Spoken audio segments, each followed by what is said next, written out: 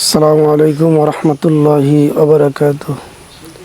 প্রিয় দেশ ও প্রবাসের মুমিন মুত্তাকিন পরহেজগার ভাই বোনেরা, আমরা নাদিয়াতুন নূর ইউটিউব চ্যানেল থেকে আসছি কোরআনী সম্পূর্ণ আলোচনা নিয়ে। আমরা অনেক দূর দূরান্তর ভাই বোনেরা আমাদের ভিডিওগুলো দেখে, অনেক ইউটিউবের ভিডিও এগুলো দেখে, কিন্তু কোনটা আমল করবো এটা নিয়ে দ্বিধাদ্বন্দ্বের ভিতরে আছে। এত ইনকাম করার পরও, কামাই রোজগার করার পরও সংসারের ভিতরে আয় উন্নতি দেখাচ্ছে না, বরকত পাওয়া যাচ্ছে না। এই সমস্যা অধিকাংশ সংসারের ভিতরে আমাদের। মোটামুটি ভালো কামাই রোজগার করে, ইনকাম করে, মাসে বেতন কামাই করে, কিন্তু আসলে আমাদের কোনো বরকত হচ্ছে না। একটার পর একটা মুসিবত লেগেই থাকে। ছেলের অসুস্থতা, মেয়ের অসুস্থতা, নাহলে স্বামী অসুস্থ, নাহলে বিবি অসুস্থ, ঝামেলা আর ঝামেলা। ডাক্তার কবিরাজের পিছনে দৌড়াইতে দৌড়াইতে অবস্থা খুব ভয়াবহ দ্বারা। এর জন্য কি করণীয়?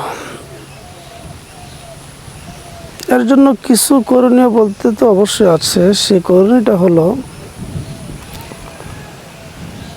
আমরা বেশি বেশি আল্লাহ রাব্বুল আলামিনকে গোলামিতে লেগে যাব।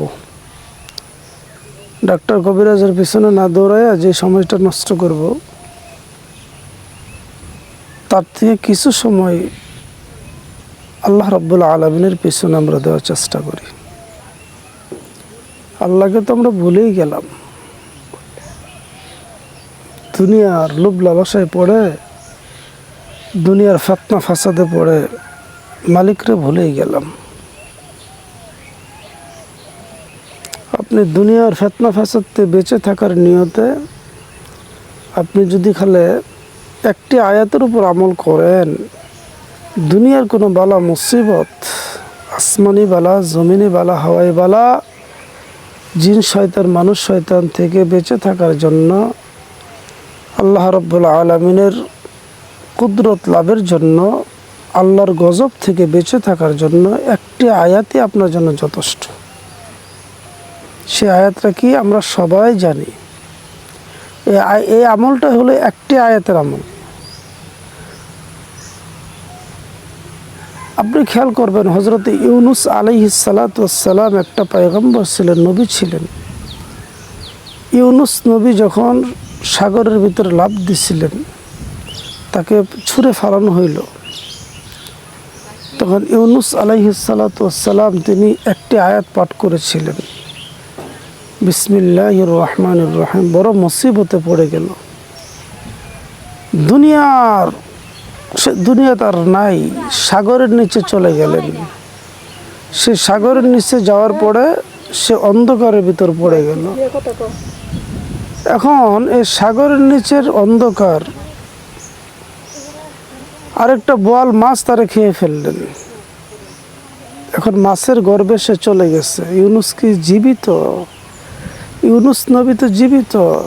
সাগরের নিচে চলে গেলেন, দুনিয়ার থেকে মাহরুম হয়ে গেলেন, দুনিয়ার থেকে আলাদা হয়ে গেলেন। এই পৃথিবীর আলোর থেকে সে আলাদা হয়ে গেলেন, পানির গর্ভে চলে গেলেন। পানির ভিতরে সাগরের গর্ভে যাওয়ার পরে তারা মাছে গিলে ফেললেন। হাই হাই, কোনো মানুষ, পৃথিবীর কোনো মাখলুক সে বেঁচে থাকতে পারে না। 1 ঘন্টা 2 ঘন্টা, 1 দিন 2 দিন না, 40 দিন পর্যন্ত ইউনুস আলাইহিস সালামকে তার মাছে গিলে ফেলছিলেন। মাছের গর্ভে তিনি 40 দিন ছিলেন। সুবহানাল্লাহ। এই পৃথিবীর আলো না দেখতে পায়া সাগরের তলদেশে যাওয়ার পর তারা যখন মাছে গিলে ফেললেন, ইউনুস আলাইহিস সালাতু ওয়াস সালাম তিনি দিল থেকে, কলিজার থেকে, ইখলাস থেকে ডানে বামে তাকাইয়া, নবী মানুষ তো, তিনি কলিজা ভরা ভালোবাসা নিয়ে আল্লাহর কাছে সারেন্ডার করলেন।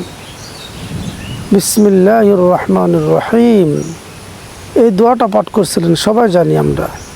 লা ইলাহা ইল্লা আনতা সুবহানাকা ইন্নী কুনতু মিনাজ জালিমিন। কত বড় চমৎকার অর্থ! লা ইলাহা, আল্লাহ আপনি ছাড়া আমার কোনো ইলাহ নাই, কোনো মাবুদ নাই, আপনি ছাড়া আমার এই মুহূর্তে কোনো সময় আপনি ছাড়া কোনো সাহায্যকারী কেউ নাই। ইল্লা আনতা সুবহানাক, আপনি তো মহান সত্তা, আপনি মহান পবিত্র। ইন্নী কুনতু মিনাজ জালিমিন, ইয়া আল্লাহ আমি আমার প্রতি জুলুম করে ফেলেছি, আবার নফসের প্রতি জুলুম করে ফেলেছি, কিন্তু আমি জালেম নয়। আল্লাহ আপনি যদি আমার মাফ না করে দেন, এই কারাগার থেকে এই সাগরের নিচে এবং কি মাছে আমার গিলে ফেলেছে, এই মুহূর্তে আপনি ছাড়া আমাকে বাঁচানোর কেউ নাই। মারলেও আপনি, বাঁচালেও আপনি। কিতাবের ভিতরে লেখছে ইউনুস আলাইহিস সালাতু ওয়াস সালাম এই দোয়াটা একবার পাঠ করছিলেন। একবার পাঠ করার সাথে সাথে মাছের গর্ভের ভিতরে যন্ত্রণা শুরু হয়ে গেছে, মাছের পেটে যন্ত্রণা শুরু হয়ে গেছে।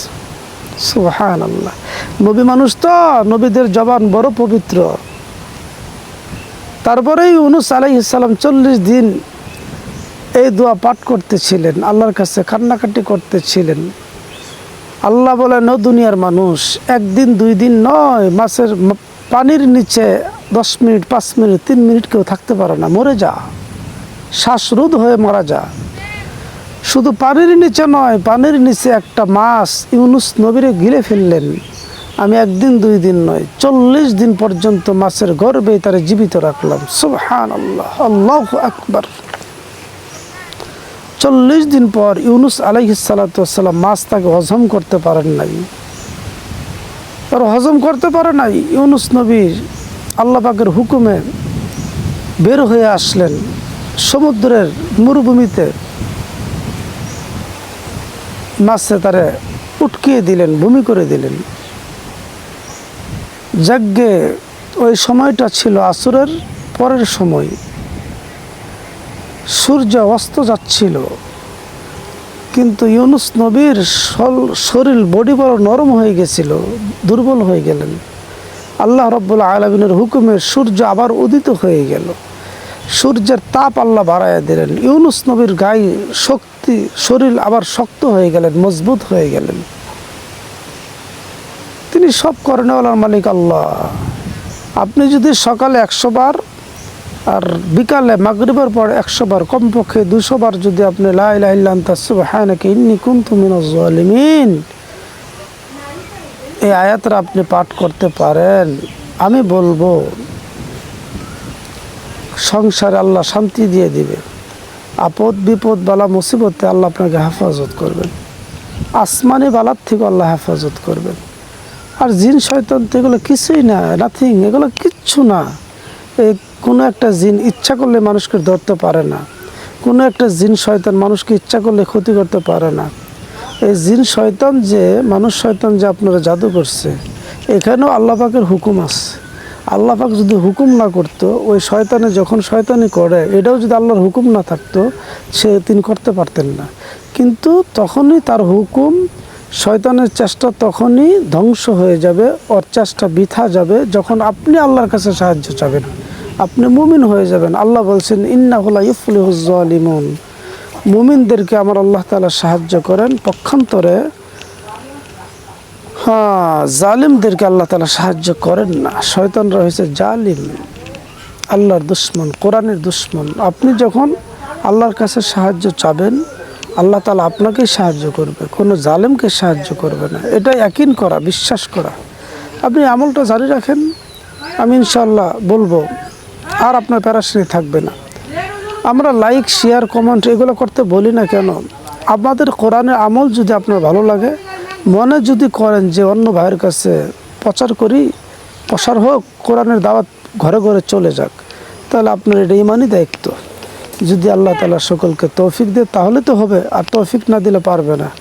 আল্লাহ তাআলা সবাইকে আমল করার তৌফিক দান করুক, আমিন।